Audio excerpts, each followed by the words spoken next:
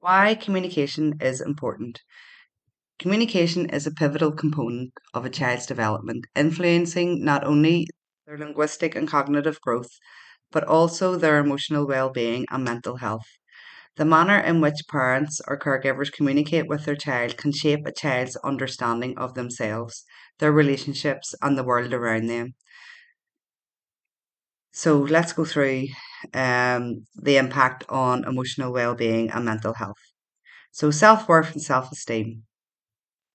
Imagine your child has just drawn a picture. They're not a Picasso, but they've put their heart into it. If you look at it and say, this could be better, think about how small they might feel. Now, if you say, whoa, I love how you used all these colours, tell me about your drawing, their eyes will light up. They feel proud and valued. That's the magic of positive reinforcement. It's like watering a plant. The more love you give, the more it flourishes.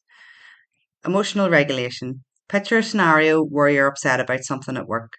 If you come home and slam the door, your child watches and learns. That's how to deal with anger. But if you come home and say, I've had a tough day and I need a moment to calm down, you're teaching them a priceless lesson in handling emotions. You're letting them know your energy is down as it has been a tough day, enabling them to also let them share with you if they are having a tough. Children are like little sponges. They soak up everything we do. Security and attachment. Think of communication with your child as building a bridge. If that bridge is strong and stable, your child will confidently walk back and forth knowing they're safe. This means when they have a problem or a joy to share, they'll come across that bridge without fear.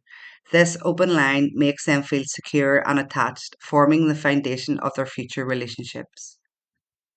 An understanding of emotions. Let's say your child sees another child crying in the park. If you've talked about emotions at home, they might understand why that child is upset. They might even go over and offer a toy or a kind word. This is emotional intelligence in action, understanding their own feelings and empathizing with others, which is essential for their mental health and friendships and resilience. Imagine your child is struggling with a puzzle. Instead of solving it for them, you ask guiding questions. What if you try this piece here? You're not just helping with the puzzle, you're teaching problem solving and patience. These skills are like invisible armour, helping them face life's challenges with resilience. Okay, I'm going to go through some examples of negative communication. So, invalidation. Picture this. Your little one comes to you, tears in their eyes because their best friend didn't share a toy. If you say, that's nothing to cry about, it's like telling them their feelings don't matter. It's like if you were upset and someone said your feelings were silly. Children need to hear in a more positive way. You could say, it's okay to feel upset when friends don't share. Let's talk about it. This way they learn their feelings are valid and important. Sarcasm. Imagine you're using sarcasm like saying, great job cleaning up, when the room is still a mess. To the child, sarcasm can be confusing. They might think you're actually praising them, or worse, they might feel mocked. It's like if someone laughed at you when you were genuinely trying your best. So, clear, sincere communication is like giving your child a steady hand to hold as they grow and learn. Yelling. I used to do this a lot. Think of how you feel when someone yells at you. Your heart races. You feel small and scared. That's how a child feels when a parent yells. It's like a thunderstorm in their little world. Remember, you are their role model. If you continue to yell, your child will copy your behavior and also start to yell.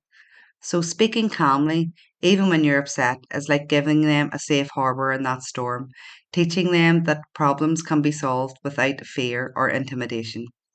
Labeling, saying things like, you're so lazy, is like putting a sticker on your child that they can't peel off. It sticks with them, shaping how they see themselves.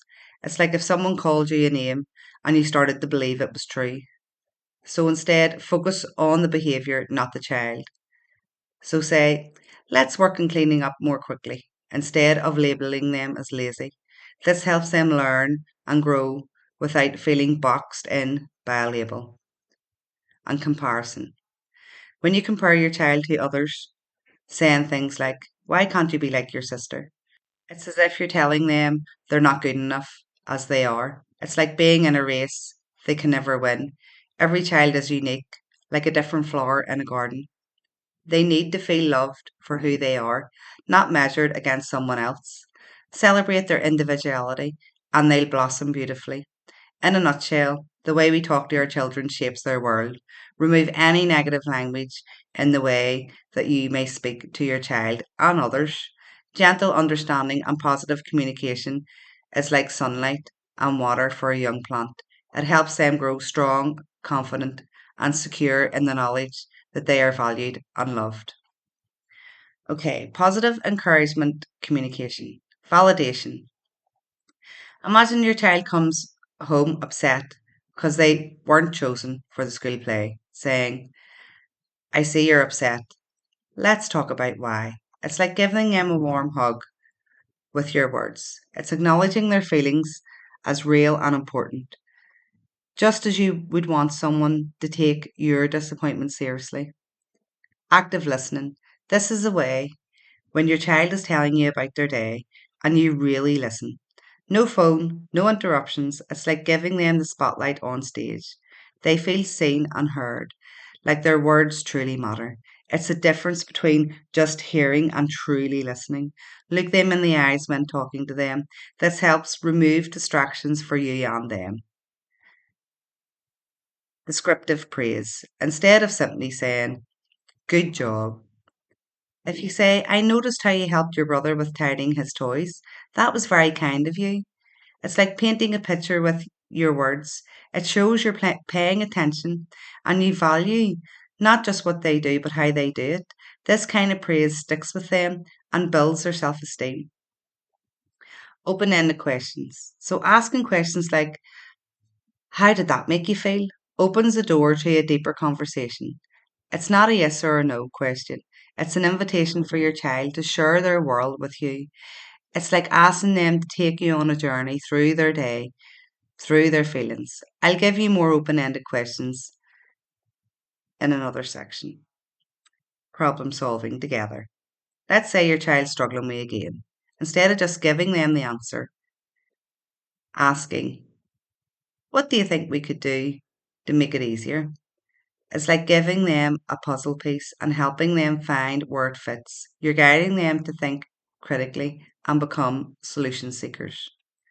Reassurance. Tell your child, "I love you, even when we disagree." It's like building a safety net under a trapeze. They know that no matter what happens, they're loved and supported. This unconditional love is the foundation for their self worth and confidence. Empathy. When a child feels left out and you say, "That must have been tough," you're putting yourself in their shoes. It's like saying, "I'm here with you in this feeling." This empathy teaches them about compassion and understanding, which are key ingredients for emotional intelligence. In essence, positive encouragement communication is like giving your child a toolbox filled with tools for life. It includes understanding, patience, love, and guidance, helping them build a strong foundation for their emotional well being and relationships. It's about nurturing their growth and kindness with empathy every step of the way. In conclusion, communication plays a fundamental role in a child's emotional development and mental health. By opting for positive communication strategies and avoiding negative patterns, you can foster emotional resilience, healthy self worth, and a strong parent child bond. Remember, the key is to create a safe and supported environment where your child feels comfortable expressing themselves, asking questions, and exploring the world around them. Take a short break now and we'll move on to communication tips.